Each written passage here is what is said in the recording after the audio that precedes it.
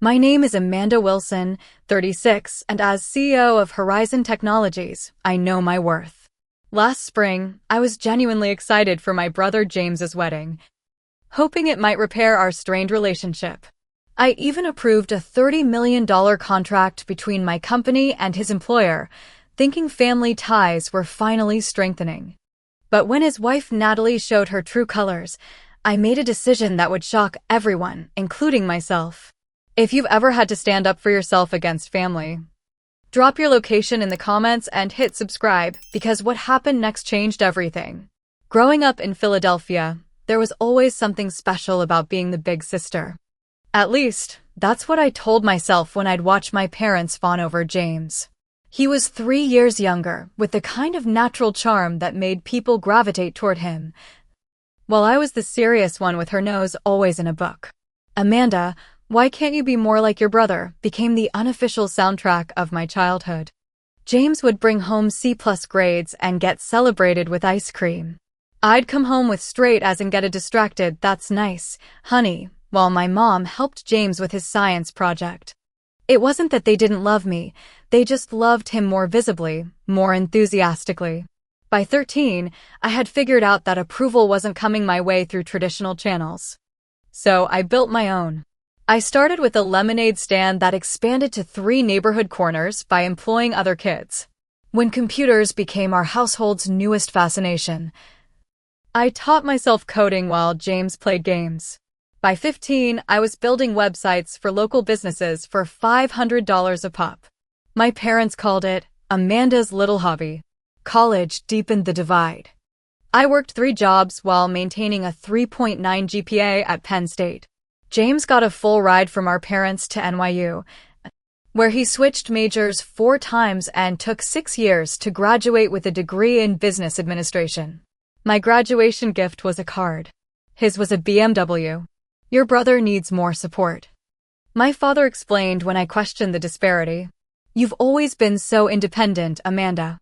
Independence wasn't a choice. It was the only option I'd been given. At 27, I founded Horizon Technologies with $5,000 in savings and a laptop that crashed every few hours. I'd spotted a gap in the market for customized business management software that integrated with legacy systems. My first client was a local grocery chain. The second was their competitor. By year 3, we had 30 employees and a real office in downtown Philadelphia. That's when James started calling more regularly. At first, I was touched, thinking he wanted to reconnect. Then I realized the pattern. He needed money for a sure-thing investment or an introduction to one of my clients or advice on impressing his boss. I gave freely, hoping each time that generosity would build the bridge that childhood hadn't. Our parents never seemed to notice this one-way street of support. At family gatherings, they'd still gush over James's latest job title while glossing over the fact that I now employed over 200 people and had been featured in Business Insider. It's wonderful that you're both doing so well, my mother would say, as though our achievements were somehow comparable. I told myself it didn't matter. I had built a life where external validation wasn't necessary. I had my company, my small circle of fiercely loyal friends, and the knowledge that I had done it all myself. But there's a difference between not needing validation and not wanting it, especially from the people who were supposed to be your first cheerleaders. 8 months before the wedding, James asked me to meet his new girlfriend at our parents' house for dinner. Natalie Henderson arrived in a designer dress that probably cost more than my first month's office rent, diamond studs winking in her ears. "So you're the famous sister," she said, giving me an appraising look that felt like she was calculating my net worth. "James told me you work with computers or something?" "She owns a tech company," James corrected quickly. "Enterprise Solutions." Natalie nodded politely, her interest clearly waning. Throughout dinner, she made subtle comments about my single status, still married to your job, and my appearance. "I know a great stylist who could help with your look." I smiled and deflected, watching how my brother seemed transformed in her presence, hanging on her every word. It wasn't until dessert that I learned James had recently been hired at Henderson Enterprises, a multinational corporation run by Natalie's father. And it wasn't until after dinner, when James pulled me aside, that I discovered why I'd really been invited. Henderson is looking to overhaul their entire digital infrastructure, he said, eyes bright with excitement. It could be a huge contract, Mandy. 30 million at least. I mentioned Horizon. And Mr. Henderson wants to set up a meeting. I felt a familiar sinking feeling. Of course. It wasn't about introducing me to the woman he loved. It was about leveraging our relationship for his career advancement. Still, business was business. The Henderson contract would be the largest in Horizon's history, potentially allowing us to expand internationally. I agreed to the meeting, telling myself that this time was different. This time, our relationship might benefit both of us. 2 weeks later, James and Natalie announced their engagement with a professionally photographed Instagram post. I found out at the same time as everyone else. I sent a congratulatory text that received a thumbs-up emoji in response.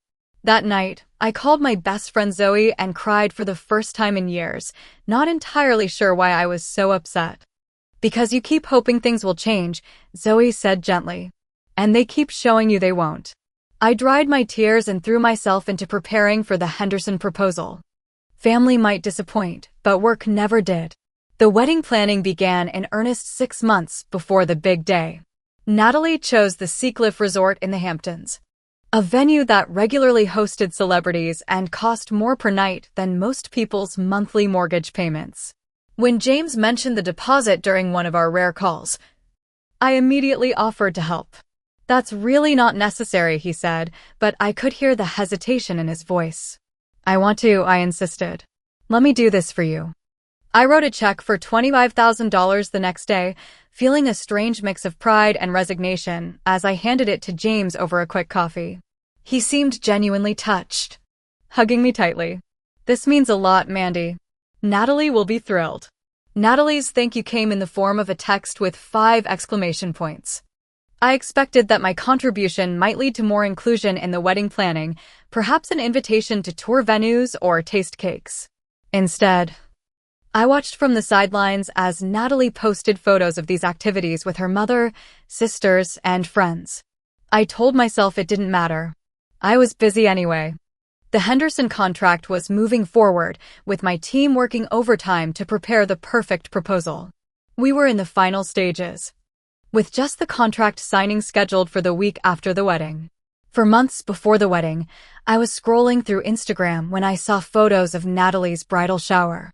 Tables decorated with peonies and champagne flutes, Natalie surrounded by smiling women in pastel dresses. Women I didn't recognize, plus our mother, beaming beside the bride-to-be. I hadn't been invited. I called Zoe immediately, my voice tight with hurt. Did you know about this? Mom never mentioned it. Oh, honey, Zoe sighed. I'm sorry. That's just cruel. Maybe my invitation got lost, I suggested, even as I knew better. Amanda, when are you going to stop making excuses for them? They're using you. The money, the contract, everything. I changed the subject, unwilling to admit she might be right. The next day, James called, but only to ask about the Henderson contract timeline. Not a word about the shower. When I subtly mentioned seeing the photos online, he stammered something about Natalie handling the guest list before quickly steering the conversation back to business. 3 months before the wedding, I spent a small fortune on a designer dress in soft blue silk. The saleswoman assured me it was perfect for a family member of the bride or groom. I sent a photo to my mother, who replied, "Very nice, dear."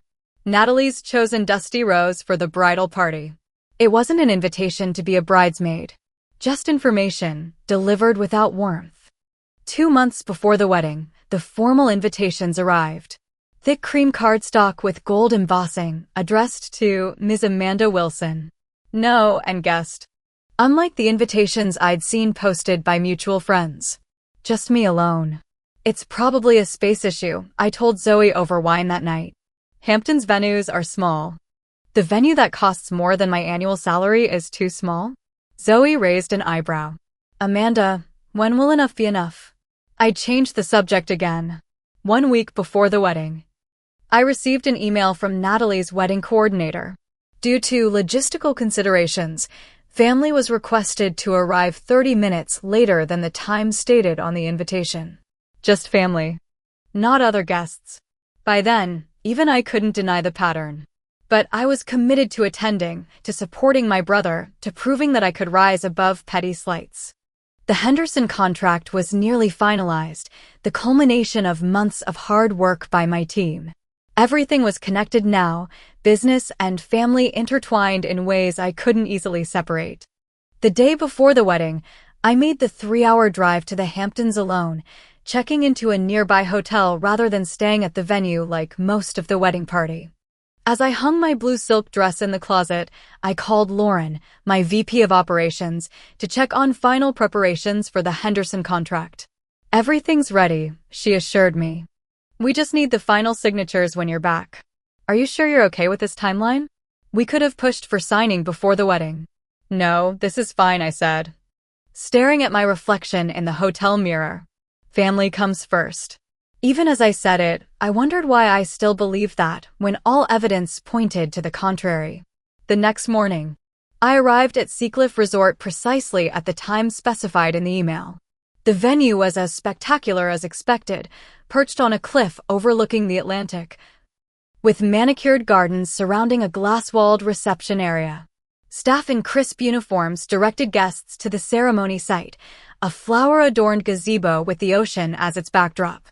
I noticed the looks as I made my way through the crowd, the curious glances from Natalie's friends and family. I heard one woman whisper, "That's the sister, the one with the company," as though being successful was somehow scandalous. I smiled and held my head high, reminding myself that I belonged here as much as anyone. This was my brother's wedding. I was family. No matter how complicated that relationship might be. I just didn't realize how complicated it was about to become. The ceremony was everything a multi-million-dollar Hamptons wedding should be.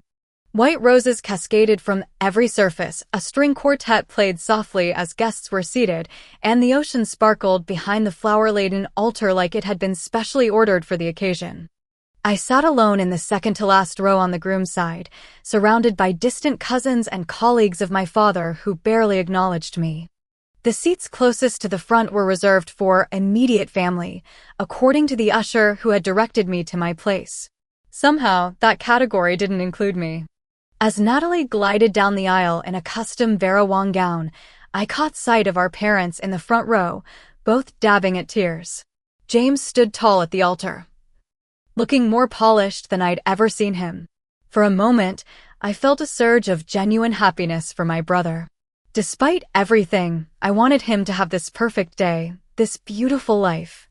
The ceremony was brief but emotional, with personalized vows that made many guests sniffle appreciatively. When the officiant pronounced them husband and wife, everyone erupted in applause. I clapped until my palms hurt. The reception was held in the resort's grand ballroom, with floor-to-ceiling windows showcasing the sunset over the ocean. An open bar served signature cocktails named after the bride and groom, while servers circulated with trays of elaborate hors d'oeuvres. I stood in the receiving line for 20 minutes, inching forward to congratulate the newlyweds. When I finally reached them, James gave me a quick, distracted hug. "You came," he said, as though my attendance had been uncertain. "Of course I did," I replied, forcing brightness into my voice. Natalie air-kissed near my cheek, careful not to smudge her makeup. "Thanks for coming, Amanda. Love the dress." And then I was being moved along so they could greet the next guest, a business associate of Natalie's father who received far warmer welcomes than I had. I made my way to the bar, ordering a glass of champagne to occupy my hands as I surveyed the room. Round tables were beautifully set with crystal and silver, each centered with towering floral arrangements.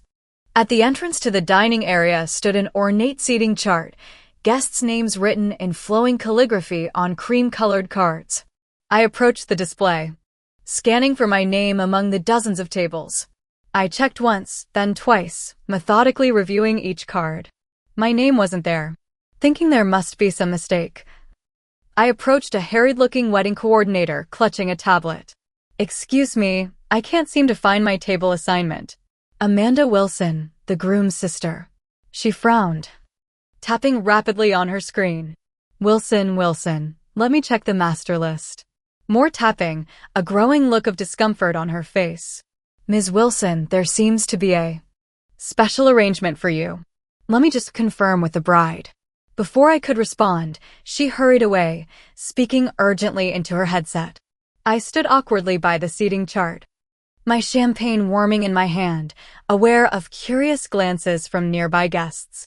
The coordinator returned with a server in tow, her professional smile strained at the edges. Ms. Wilson, Thomas here will show you to your designated seating. Thomas, a young man in the venue's uniform, looked even more uncomfortable than the coordinator. If you'll follow me, ma'am. We bypassed the beautifully decorated reception hall entirely. Instead of heading toward any of the guest tables, Thomas led me through a side door marked staff only, down a short hallway, and into the bustling kitchen. In the corner, partially hidden behind a service station, stood a small folding table with a single chair. A plain white tablecloth had been hastily thrown over it, and a single-place setting sat atop it. No centerpiece, no name card, no surrounding guests. Just a solitary island in a sea of working kitchen staff. There must be some mistake, I said, my voice sounding distant to my own ears. Thomas shifted his weight nervously. I'm just following instructions, ma'am. Can I get you a drink? I was still trying to process what was happening when Natalie appeared in the kitchen doorway. She was radiant in her wedding gown, a vision in white that contrasted sharply with the stainless steel surroundings. Is there a problem? She asked, her voice sweet but her eyes cold. Natalie. There must be some confusion about the seating, I said, struggling to keep my tone even. I seem to have been assigned to the kitchen. She smiled, the kind of smile that never reaches the eyes. No confusion at all. We needed your table for Daddy's investors at the last minute. Space is so limited, you understand. I stared at her, waiting for the punchline, the explanation. Anything that would make this make sense. I'm family, I said finally. I'm James's sister. And we're so glad you could make it, she replied, her tone dismissive. But we had to make some difficult decisions about priorities. Priorities, I repeated numbly. Her smile turned sharp. Exactly. The help eats in the kitchen. The words hung in the air between us. Impossible to misinterpret. In that moment, I saw myself through her eyes, not family, not a successful business owner, not even a person worthy of basic respect. Just help. A resource to be used and discarded. I looked past her to see James hovering in the doorway, his expression a mix of discomfort and resignation. He'd heard everything. And he said nothing. Behind him, I caught sight of a cluster of Natalie's friends peering into the kitchen, poorly concealed smirks on their faces. This wasn't just an insult, it was entertainment. A memory flashed through my mind. 9-year-old James accepting an award at school, our parents beaming in the front row while I sat alone because there hadn't been enough tickets for the whole family. 13-year-old James blowing out birthday candles on an elaborate cake while I served ice cream to his friends. My own birthday the week before marked with just a card because money was tight that month. 20-year-old James driving his new BMW to my apartment to borrow money for rent, leaving without asking a single question about my life. I felt my face flush, my heart racing against my ribs. For a wild moment, I thought I might cry or scream or throw something.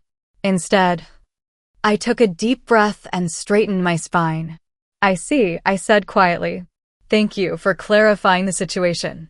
Confusion flickered across Natalie's face. She'd expected tears, pleading a scene. She'd wanted to see me broken. James stepped forward, perhaps finally finding his voice, but I was already moving past them both, my blue silk dress whispering against the kitchen door as I exited. In the hallway, I caught sight of a small library off the main corridor, empty of guests. I slipped inside, closing the door behind me. Only then did I allow my hands to shake, pulling my phone from my clutch with fingers that felt numb and foreign.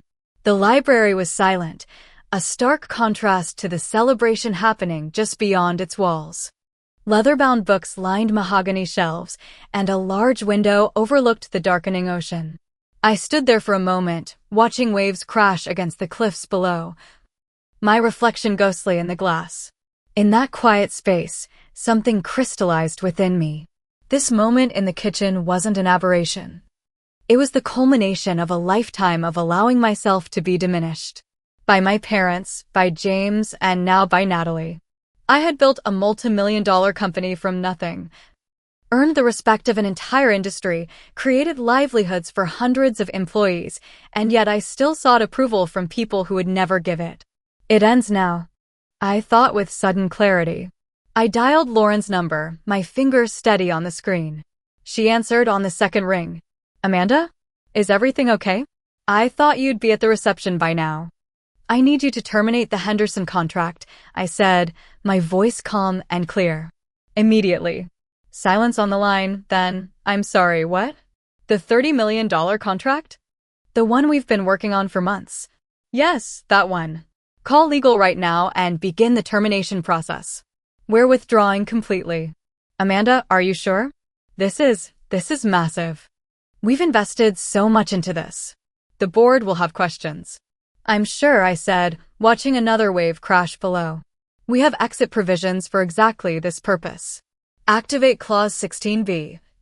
Citing irreconcilable business differences and ethical concerns. I could almost hear Lauren's mind racing on the other end of the line. This will have serious repercussions. Henderson will be blindsided. Their stock could take a hit when this gets out. I'm aware, I replied. Tell legal to prepare a statement citing our company values and inability to proceed with the partnership. Nothing specific, nothing that could be construed as defamatory. Just clear and final. What about the Maxwell proposal? Should we accelerate that as a replacement? I smiled slightly, grateful for Lauren's quick strategic thinking even in the face of shock. Yes. Call Diane Maxwell tonight if you can. Tell her we are suddenly available and interested in exclusive negotiations. Okay, Lauren said, professionalism overtaking surprise. Consider it done. Should I expect you in the office tomorrow to manage fallout? I'll be there first thing, I promised. And Lauren? Thank you. Of course. Are you okay? I considered the question. I'm better than I've been in a long time, actually. We ended the call, and I took a moment to collect myself before returning to the reception. A strange calm had settled over me. A certainty I hadn't felt in years. The ballroom was in full swing when I re-entered, tables of guests enjoying the 5-course meal, champagne flowing freely. I spotted my parents seated at the head table with James, Natalie, and her family. No empty seat for me there, not that I'd expected one anymore. I made my way across the room, moving with purpose toward the table where Harold Henderson, CEO of Henderson Enterprises and father of the bride, sat surrounded by business associates. James was nearby, laughing at something one of the men had said, playing his role as the new son-in-law eager to impress. I approached Harold directly, extending my hand. Mr. Henderson, a moment of your time? He looked up, recognition dawning. Ms. Wilson, of course. We're looking forward to finalizing our arrangement next week. Actually, that's what I needed to discuss, I said, keeping my voice low but firm. I wanted to inform you personally that Horizon Technologies will be withdrawing from our pending contract, effective immediately. The color drained from his face. I beg your pardon? You'll receive official notification from our legal team shortly, but I felt it was appropriate to tell you in person. We've determined that our companies are not aligned in core values and corporate culture. By now, James had noticed our conversation and was approaching rapidly, concern etched on his features. What's going on? He asked, looking between us. Harold turned to him, voice tight. Your sister is pulling out of the contract. The $30 million contract that was going to be announced to our shareholders on Monday. James's face went from confused to horrified in an instant. What? Amanda, you can't be serious. This must be some kind of misunderstanding. No misunderstanding, I replied calmly. It's a business decision based on new information about company compatibility. Harold stood abruptly. This is highly irregular. We have verbal agreements, preparations in place. Our entire quarterly strategy depends on this implementation. The contract remains unsigned, I noted. As I said, You'll receive formal communication outlining the decision process and our provisions for withdrawal. By now, Natalie had noticed the tense conversation and was making her way toward us, her wedding gown sweeping elegantly across the floor. Several nearby tables had also picked up on the commotion, conversations dying down as attention shifted our way. "What's happening?" Natalie demanded, looking at her father's pale face. "Ms. Wilson has decided to terminate our business arrangement," Harold said tightly. Natalie's eyes snapped to mine, confusion giving way to dawning comprehension and then fury. "Because of the seating? Are you really that petty?" I met her gaze steadily. "This isn't about seating arrangements, Natalie. It's about recognizing when values are fundamentally misaligned. Horizon partners with companies that demonstrate integrity and mutual respect at every level." "This is absurd," Harold spluttered, pulling out his phone. "I'm calling our attorneys right now." "As is your right," I acknowledged. "Though I should mention that our withdrawal terms are quite explicit in the preliminary agreement you signed last month." James grabbed my arm, pulling me slightly aside. "Amanda, please. You can't do this. Do you have any idea what you're doing to me? To my future with the company?" His fingers dug into my skin, his face a mask of panic. This wasn't concern for me or even anger at my decision. This was fear, pure and simple, for what this would mean for him. "You chose this, James," I said quietly, removing his hand from my arm. "I'm choosing me." I turned back to Harold. "Mr. Henderson, I apologize for any disruption to your daughter's wedding celebration. I'll be leaving now." As I walked away, I could hear the urgent murmuring behind me, Harold already on the phone, James's pleading voice, Natalie's angry demands. The other guests were watching openly now, the drama far more interesting than the gourmet meal before them. I moved through the ballroom with measured steps, neither hurrying nor dawdling. At the main entrance, I nodded politely to the coordinator who had earlier directed me to the kitchen, her eyes now wide with recognition that something significant had occurred. I was nearly to the exit when I heard Natalie's voice ring out, "Stop her." A security guard stepped forward uncertainly, looking between me and the bride.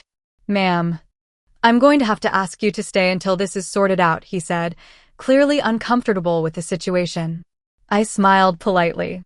"Unless you're planning to physically detain me, which would constitute false imprisonment, I'll be leaving now." The guard hesitated, looking back toward the wedding party for direction. In that moment of uncertainty, I walked past him and out into the cool evening air. Behind me, I could hear the commotion growing, voices raised in argument, the perfect wedding dissolving into chaos. But ahead of me lay the parking lot, my car, and for the first time in longer than I could remember, a sense of having chosen myself over the approval I'd never receive anyway. I drove away from Seacliff Resort with the windows down, the salt air filling the car, not looking back once. The drive home felt surreal, like I was watching someone else navigate the darkened highway. It wasn't until I was safely inside my Philadelphia apartment, shoes kicked off and dress thrown over a chair, that the full magnitude of what I'd done hit me. I sank onto my couch, and suddenly I was laughing and crying simultaneously, great gulping sobs mixed with almost hysterical laughter. Years of suppressed emotions poured out in a cathartic flood that left me exhausted but oddly peaceful. I fell asleep there on the couch, still in my blue silk dress. My phone turned off for the first time in years. Morning arrived with harsh clarity and a stiff neck. I showered, dressed in my most confidence-boosting business suit, and turned my phone back on. It immediately began buzzing with notifications, 27 missed calls, 42 text messages, and over 50 emails. James had called 11 times, my parents 8, various relatives the rest. The texts ranged from James's increasingly frantic, "Call me now," to my mother's guilt-laden, "How could you do this to your brother?" to my father's simple, "Fix this." I skimmed them as I made coffee, feeling strangely detached from the emotional manipulation that would have devastated me just a day earlier. Instead, I called Lauren. "I'm heading to the office now," I told her. "Have the legal team ready for a 9 a.m. meeting." "Already arranged," she replied efficiently. "And Amanda?" "The Maxwell Group called at 7 this morning. They're very interested in accelerated discussions. A small victory, but significant. The Maxwell contract could potentially be even more valuable than Henderson's in the long run. Excellent. Set up a meeting for tomorrow. Priority 1 today is managing the Henderson termination. When I arrived at the Horizon offices, the atmosphere was tense but focused. My executive team assembled in the conference room, faces serious but supportive. Our head counsel, Elaine, had already prepared the formal termination documentation and drafted a press statement. Henderson's legal department has been calling since dawn, she informed me. They're threatening litigation, but they don't have grounds.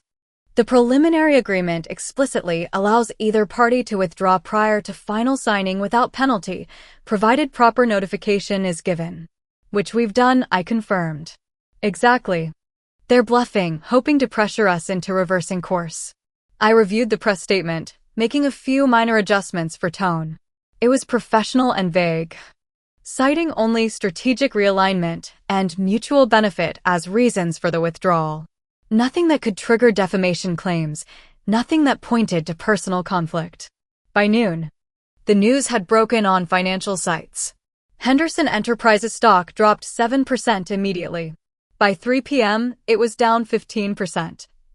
With analysts speculating about possible internal problems that might have caused such a major deal to collapse. Through it all, my phone continued to buzz with messages from my family. I responded to none of them.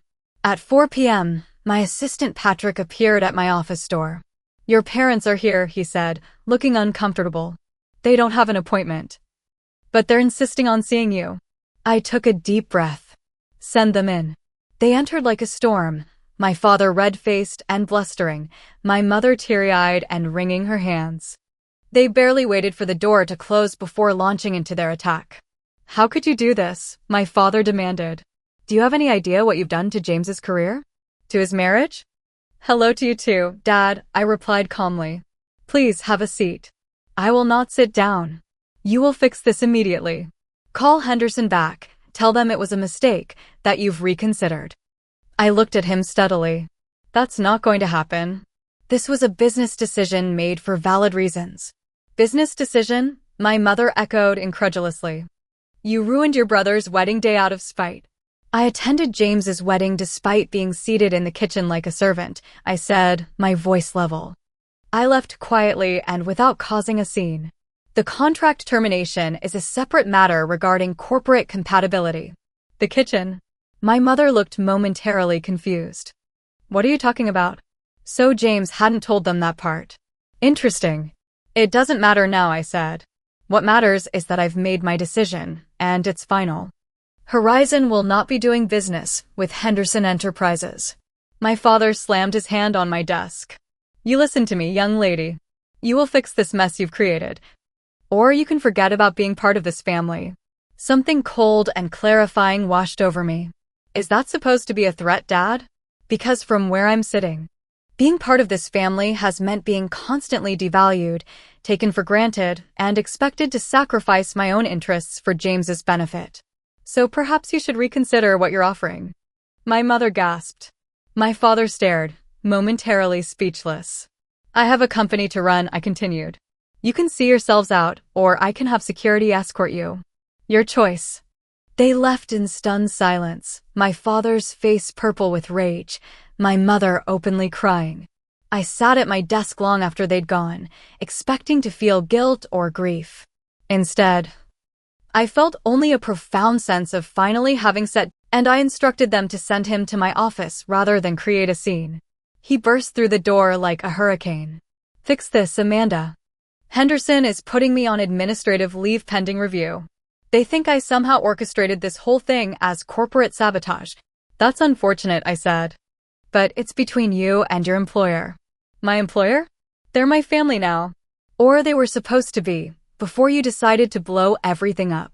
Natalie seated me in the kitchen. "James. At your wedding. And you said nothing." He ran a hand through his disheveled hair. "It wasn't my decision." Natalie was stressed. There were last-minute changes with her father's investors needing tables. And I was the expendable one. I finished for him. As always. It was just seating, for God's sake. And now you've potentially ruined my entire career over it. I stood up slowly. No, James. This wasn't about seating. This was about a pattern that's existed our entire lives, where your needs and wants automatically supersede mine, where I'm expected to give and support and sacrifice, while you take and demand and expect. It stops now. So that's it? 30 years of being siblings, and you throw it away over one mistake. It wasn't one mistake. It was the final one in a very long series. And I'm not throwing away our relationship. I'm redefining its terms. From now on, respect goes both ways, or it doesn't go at all. He stared at me, anger giving way to disbelief. You've lost your mind. When did you become so cold? I'm not cold, James. I'm clear. There's a difference. Security appeared at my door, responding to the raised voices. James looked at them, then back at me. A mixture of fury and bewilderment on his face. This isn't over, he said as he allowed himself to be escorted out. In a way, he was right. It wasn't over, it was just beginning. Over the next 2 weeks, the situation escalated in ways I hadn't fully anticipated.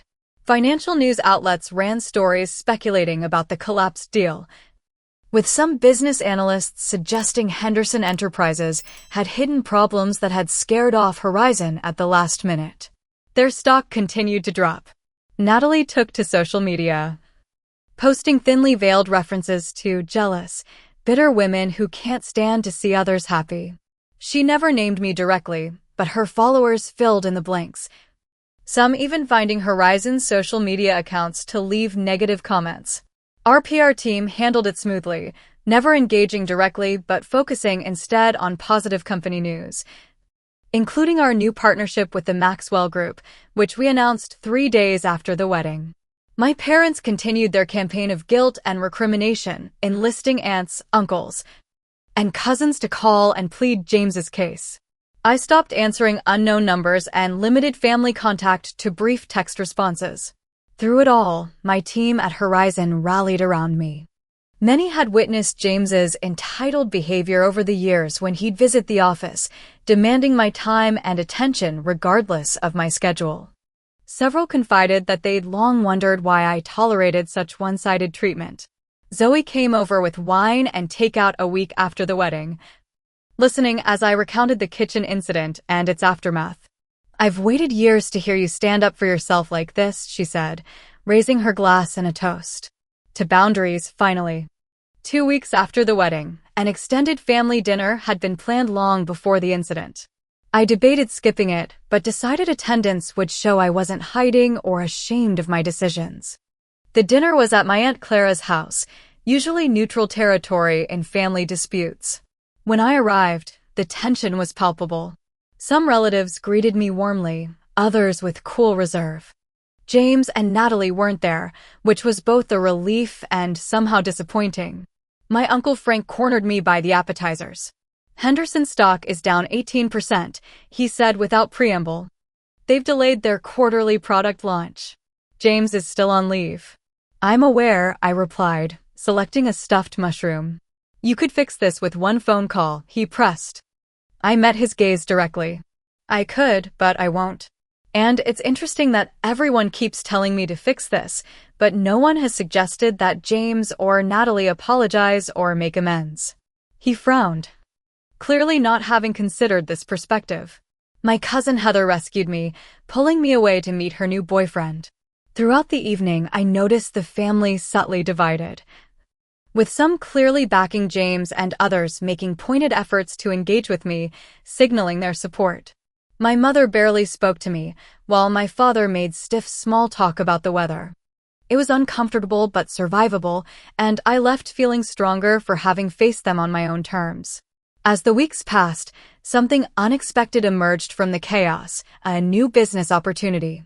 A major tech publication ran a feature on women executives who had walked away from problematic partnerships, featuring me alongside several other CEOs who had made similar tough calls. The publicity brought new client inquiries and partnership offers, many specifically citing corporate values alignment as a priority.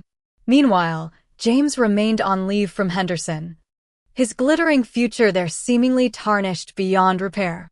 Natalie had gone suspiciously quiet on social media. My parents continued their campaign of guilt, though with diminishing energy as it became clear I wouldn't be swayed. And I found myself, for perhaps the first time in my adult life, making decisions without constantly calculating their impact on family approval.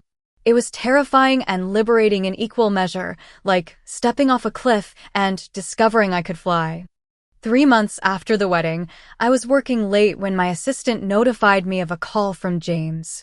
I almost declined it automatically, but something made me accept. Amanda? His voice sounded different, subdued. Hello, James. How are you? A short, humorless laugh.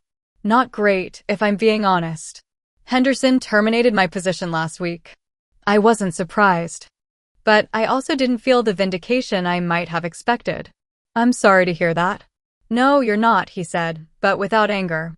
And you shouldn't be. I deserved it. This was unexpected. Oh? Can we meet somewhere? Not to argue, just to talk. Please. We arranged to meet at a neutral coffee shop halfway between our apartments the next day. I arrived early, selecting a table near the window. When James walked in, I almost didn't recognize him. He'd lost weight, and dark circles shadowed his eyes. His usual designer clothes had been replaced by jeans and a simple button-down shirt. He ordered black coffee and sat across from me, hands wrapped around the mug like he was cold despite the warm spring day. Thank you for meeting me, he began awkwardly. I nodded, waiting. I've been doing a lot of thinking, he continued. And talking. With a therapist, actually. He gave a self-deprecating smile. Never thought I'd be the type, but here we are. That's good, James. Therapy can be helpful. He looked down at his coffee. She's helped me see some patterns. About how I've treated you. Not just at the wedding, but always. He took a deep breath. I'm sorry, Amanda. I've been a terrible brother to you. I felt something tight in my chest loosen slightly. Go on. I took you for granted. I expected you to always be there, to always help, to always put my needs first. I watched Natalie seat you in the kitchen and said nothing because I was afraid of upsetting her, even though I knew it was wrong. He looked up, meeting my eyes directly. It was cowardly and selfish, and you deserved better. It was the most genuine thing he'd ever said to me. Yes, I did. I'm not asking you to forgive me right away. Or to fix things with Henderson. I understand why you did what you did. I just wanted you to know that I see it now. How I've been. And I'm trying to change. What about Natalie? I asked. How does she feel about this revelation? A shadow crossed his face. We're taking some space. She's staying with her sister in Boston. She doesn't exactly share my new perspective. We talked for nearly 2 hours, covering ground we should have addressed years ago. James admitted his jealousy of my success, how he'd both resented and relied on my achievements. I acknowledged my own role in enabling his behavior, how my need for family approval had allowed the unhealthy dynamic to persist. When we parted, nothing was resolved entirely. But a door had been opened. We agreed to meet again the following week. My parents were slower to come around. My mother called a week after my coffee with James, her tone cautious. James tells us he spoke with you, she began. Yes, we had coffee. He says you're talking again. We're working on establishing a healthier relationship, I clarified. A pause, then. Your father and I have been discussing things as well. We may have contributed to some difficulties between you two. It was as close to an admission of favoritism as I was likely to get. At least for now. I appreciate you saying that, Mom. She cleared her throat. There's a family therapist James has recommended. We were wondering if you might consider attending a session. With all of us. I agreed, more out of curiosity than expectation. The family therapy session was predictably difficult. We sat in uncomfortable chairs in a neutral beige office. My father initially dismissive of the entire concept. The therapist, Dr. Karen Monroe, was unimpressed by his resistance. Mr. Wilson, would you say your family is functioning well right now? She asked pointedly. We were fine until Amanda decided to blow up her brother's career, he grumbled. Dr. Monroe nodded. And why do you think Amanda made that decision? Spite. Jealousy. I don't know. Amanda, would you like to respond to that? Dr. Monroe asked. I took a deep breath. I made a business decision based on how I was treated at the wedding, which was merely the culmination of a lifetime of being treated as less important than James. When Natalie seated me in the kitchen, it crystallized decades of family dynamics where I'm expected to give everything while receiving nothing in return. My mother gasped. The kitchen? James, you didn't tell us that part. James looked down. I was ashamed. The session continued with similar revelations, Dr. Monroe skillfully guiding us through painful truths. My father remained resistant, but my mother began to show signs of genuine reflection. James, to his credit, took responsibility for his actions without excuses. Natalie refused to participate in any reconciliation efforts. In fact, when James suggested couples counseling, she had responded by booking a solo trip to Europe to think. Her father remained equally unreachable, still smarting from the financial impact of the collapsed deal. Over the next few months, James and I established a new kind of relationship, one based on mutual respect rather than obligation. He found an entry-level position at a marketing firm, swallowing his pride to start over at 33. When he asked for my help with industry connections, I provided it, but with clear terms and boundaries. I'm happy to introduce you to Diane at Maxwell, I told him, but I won't be vouching for your skills or asking for special treatment. The introduction is all I can offer. He nodded, accepting these terms without complaint, a small but significant shift from his previous expectations. My own life expanded beyond work and family drama. I joined a hiking group, meeting new friends who knew nothing of my complicated family history.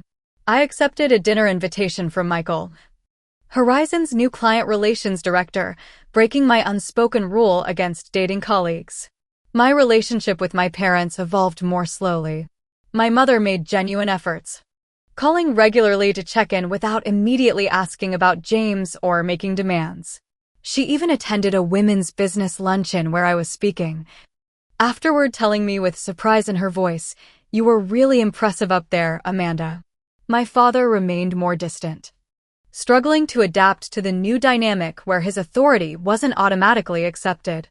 But even he showed small signs of change, asking about Horizon's projects with what seemed like genuine interest during a family dinner.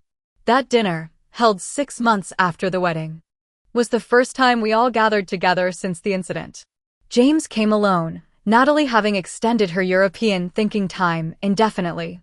The conversation was sometimes strained but largely civil, with moments of genuine warmth breaking through the lingering tension. As we were leaving, James pulled me aside. "Natalie's filed for separation," he said quietly. "She's been seeing someone in London." "I'm sorry," I said, and meant it. He shrugged. "Don't be. It's for the best. We wanted different things, it turns out." "And what do you want now?" I asked. He considered the question seriously. "To build something of my own, I think. Something real, not just handed to me because of connections or charm." He smiled ruefully. I might have to take some notes from my big sister on that.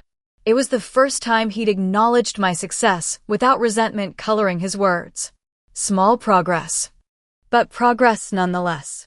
As the months passed, these new boundaries and relationships were tested and reinforced. There were setbacks, like when my father reverted to old patterns during a holiday gathering, or when James asked for financial help during a tight month and reacted poorly to my gentle refusal. But there were more victories than defeats. My mother attended therapy consistently, even after our family sessions concluded. James completed a digital marketing certification, earning a promotion through his own merit. I brought Matthew, the client relations director I'd been dating, to a family dinner, and everyone made genuine efforts to welcome him. "Your family's not what I expected," he told me afterward. "From your stories, I thought they'd be monsters." "They're not monsters," I replied, considering. "They're just people who got comfortable with unhealthy patterns. We all were." "And now?" I smiled. "Now we're learning new patterns." It wasn't perfect. It might never be. But it was authentic in a way our family interactions had never been before. The kitchen incident at James's wedding had been painful, but it had also been necessary. Cracking open the facade to reveal the dysfunction beneath, giving us all a chance to build something healthier from the ruins. 1 year after the wedding that changed everything, Horizon Technologies opened its first international office in London. Standing at the window of our sleek new space overlooking the Thames, I felt a profound sense of accomplishment that went beyond business success. In the past year, our company had grown by 40%, with the Maxwell partnership exceeding all projections. The Henderson contract, once seen as our gateway to the next level, had turned out to be unnecessary for our expansion. Sometimes the opportunities we think we need aren't the ones that truly serve us. The same could be said for relationships. James had settled into his role at the marketing firm, showing a genuine aptitude for the work when he applied himself without shortcuts. His divorce from Natalie had been finalized 3 months earlier. A surprisingly amicable process once both admitted the marriage had been built more on appearances than compatibility. I was trying to become someone else, he told me over dinner during one of my regular visits home. Someone important and connected, with the perfect wife and the perfect life. I was so busy performing that I never figured out who I actually wanted to be. My relationship with Matthew had deepened into something solid and nurturing. He understood my work commitments and supported my boundaries with family, never making me feel guilty for prioritizing my needs. It was a novel experience, having a partner who didn't require me to diminish myself to accommodate their ego. My parents had made uneven but meaningful progress. My mother had become one of my most reliable supporters, proudly sharing news of Horizon's achievements with friends and actually listening when I talked about challenges. My father still struggled with the new dynamic, but he was trying, in his own limited way. At the very least, he had stopped openly favoring James in family discussions. The Henderson family had moved on as well.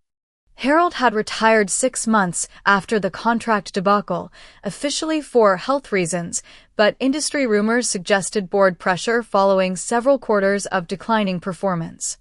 Natalie had remained in Europe, apparently engaged to a British financier she'd met during her post-separation travels. Standing in our London office, I reflected on how completely my life had transformed since that moment in the Seacliff Resort kitchen. The humiliation that had once felt world-ending now seemed almost like a gift. The catalyst that had finally pushed me to demand the respect I'd earned but never required. The journey hadn't been easy. There had been nights of doubt, moments of crushing guilt. Times when it would have been simpler to revert to old patterns of appeasement and self-sacrifice. The hardest lesson had been learning that standing up for yourself doesn't make you selfish or cold. It makes you honest.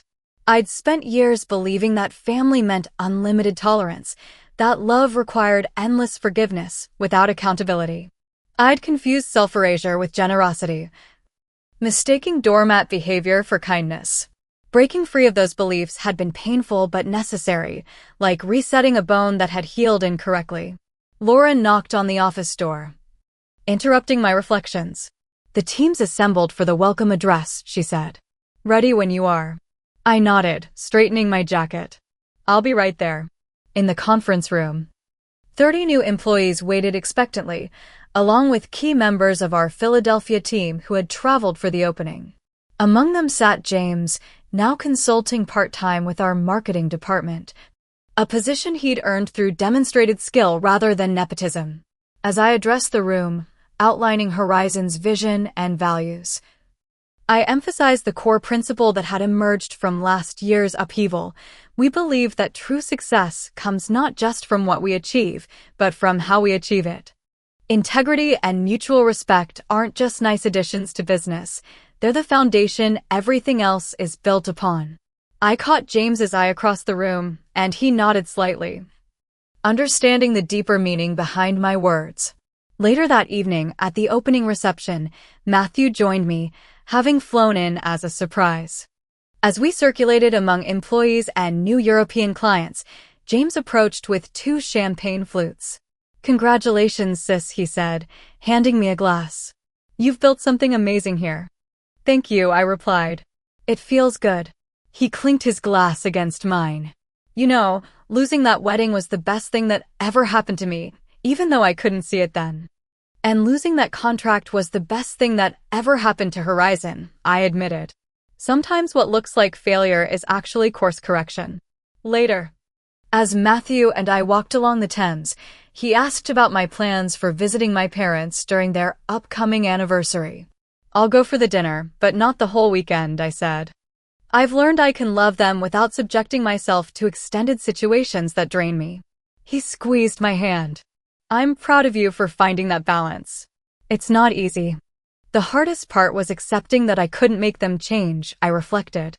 I could only change how I responded to them. Setting boundaries isn't about controlling others. It's about taking responsibility for your own well-being. That had been the most profound lesson of the past year. Respect couldn't be begged for or earned through achievement or sacrifice. It had to be required, with a willingness to walk away from relationships where it wasn't freely given. The people who truly belonged in my life were those who could honor my boundaries and value my worth without requiring constant proof or appeasement. The kitchen incident at James's wedding hadn't just been about a seating arrangement or a cruel comment.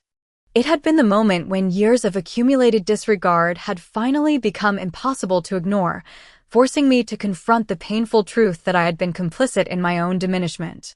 Walking away from that table, from that contract, from those patterns, had been the first step toward building a life where I didn't have to choose between authenticity and belonging. A life where respect wasn't a luxury but a baseline requirement. It hadn't been easy. It still wasn't some days. But as I stood beside Matthew, watching the lights of London reflect on the dark water, I knew with absolute certainty that I would never allow myself to be seated at the kitchen table again, metaphorically or literally. And that knowledge felt like freedom. Have you ever had to set a difficult boundary with family or friends to protect your self-respect? Drop a comment below sharing your experience. Your story might help someone else find the courage to stand up for themselves too. If this resonated with you, please like, subscribe, and share with someone who needs to hear that it's okay to demand respect. Thank you for listening to my journey, and remember, sometimes the most loving thing you can do for yourself and others is to say no more.